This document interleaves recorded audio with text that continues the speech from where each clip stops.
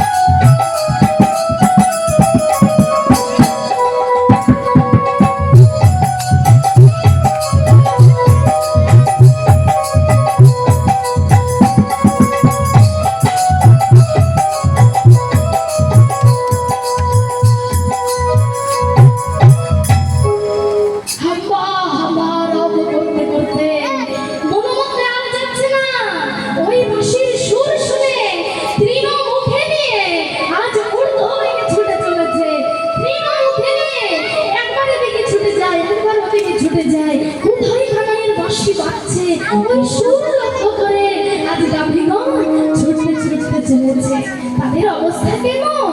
ওই কানাইয়ের বাঁশির সুর শুনে তাদের অবস্থা কেমন জানো? কেহুবা দুগ্ধ পান করছিল, সেই দুগ্ধে যেন গোবিন্দের মূর্তি দেখতে পেল। এমন সময় আজ তার মা গাভীমা তার ছোট্ট ছানা বাছুরিকে দুগ্ধ পান করাতে করাতে একটা দুগ্ধর পান গোবিন্দের জন্য রেখে দিল। তারাও যে গোবিন্দকে বড় ভালোবাসে। গোবিন্দ আমাদের জড় জীবন দিয়েছে, কিন্তু এই যে তোমার সঙ্গ করে রেখেছ, আমরা যে এতেই অনেক খুশি হব। এই জগতে তোমাকে দেখতে পারে না, কথা বলতে পারে না, চলতে পারে না, নয়ন মেলে দেখে পথ ধরে ধরে হরিবাসনে এসে হরিবাসনের সুন্দর রূপ গোবিন্দের রূপ দর্শন করবে।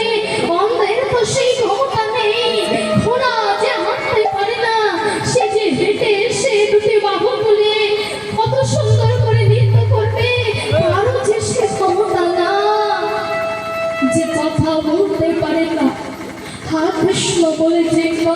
পারে না, সে জানে এই যন্ত্রণা কত, এই কষ্ট, কথা বলা না বলার কত কষ্ট।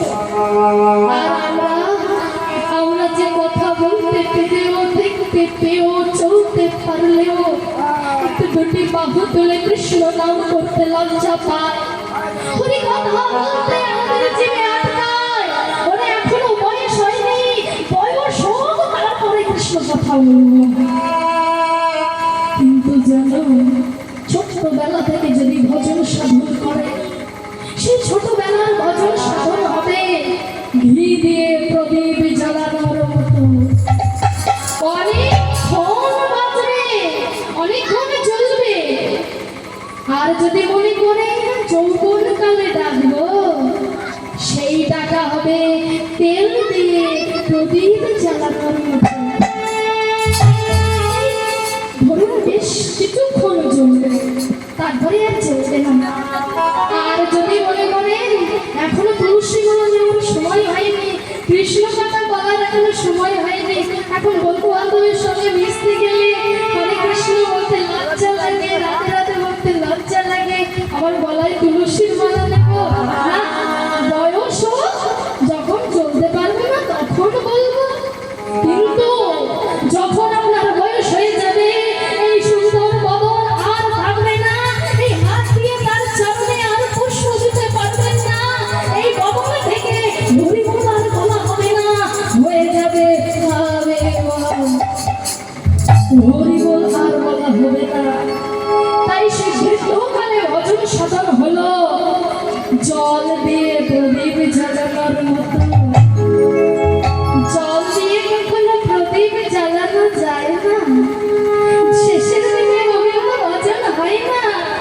কখন যে মায়া ত্যাগ করে চলে যাব, প্রদীপ আর জ্বালা হবে না, প্রদীপ আর জ্বালা হবে না। তাই তো বললে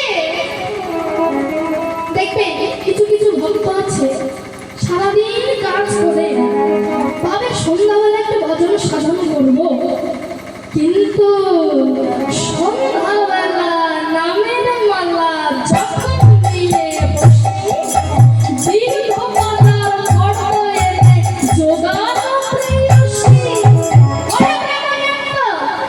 ঘরেতে চাল বানাইত, নামের মালা ঝোলা সই, হরি তোমায় বুঝিবার সময় পেলাম গো।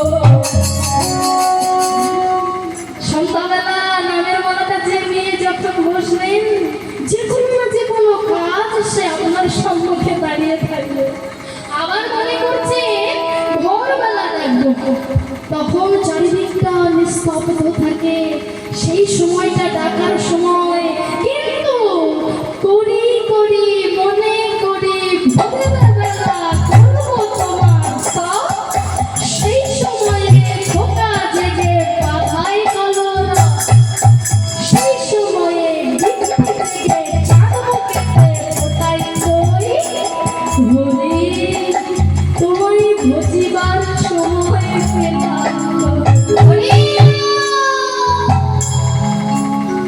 আমাদের সময় হয়ে ওঠে না। সারাদিন লঙ্ঘন করুন, সংসারের কাজ সামলান, কিন্তু দিন অন্তে তাকে একটাবার সেবা দেন। একটিবার লঙ্ঘন করে বলুন, হে দয়াময়, আমি তোমায় ছানা দিতে পারলাম না, সন্দেশ দিতে পারলাম না, তুমি আমায় যা দিয়েছো তাই তোমায় দিলাম, একটিবার তুমি কৃপা করে সেবা করো। দেখবে ভক্ত ভিখারি দয়াল হরিত, ভক্তের ভালোবাসা, ভক্ত যেদিন সেবা দেয়, ভক্তের সেবা সেদিন সে পায়। কিন্তু যেদিন ভক্ত সেবা না দেয়, সেদিন সে অনাহারে যায়। তার যে সেবা করা হয় না, তার আর ভজন সাধন করা হয় না। তাই তো মা, এই ভব মাঝে এসে আমরা যদি তাকে ডাকতে ভুলে যাই, ভালোবাসতে ভুলে যাই, আমাদের অবস্থা কেমন হবে? চতুর্চূড়ামণি গোবিন্দ তার প্রমাণ করে দিলেন কোথায়? কুরুক্ষেত্রের রণাঙ্গনে। কুরুক্ষেত্রের মাঠে যুদ্ধ হয়েছিল তো,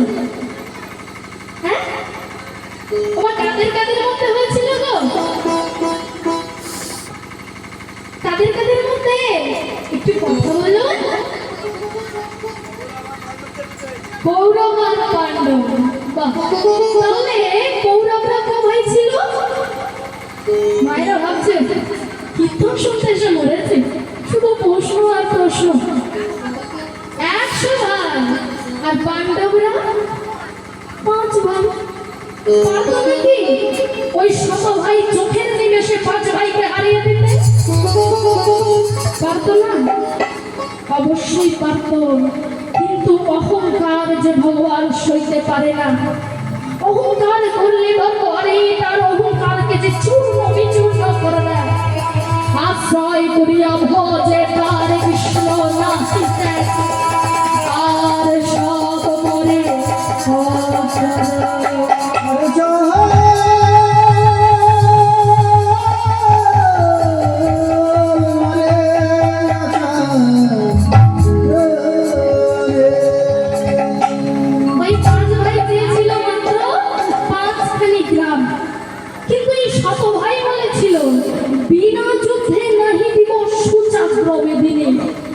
যুদ্ধ চাই, যুদ্ধ করো, তারপর যদি তোমরা বিজয়ী হও তারপরে ভেবে দেখবো।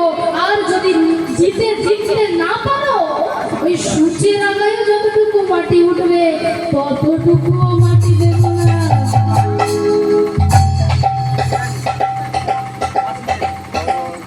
তাই গৌর হরি হরি বল।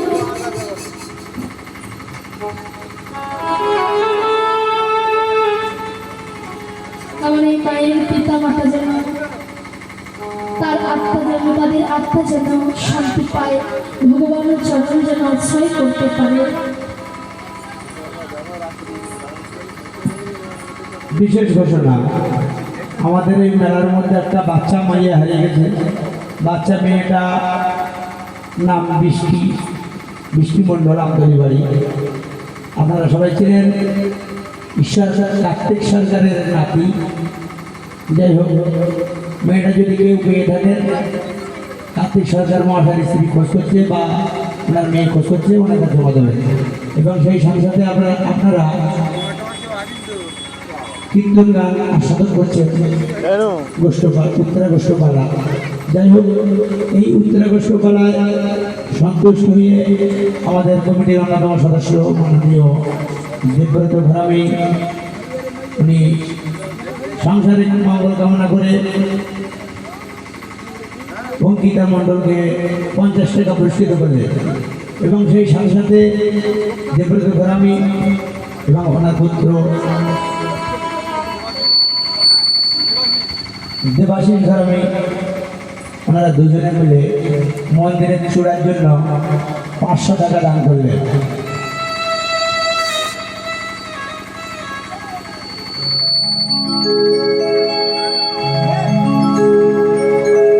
Krishna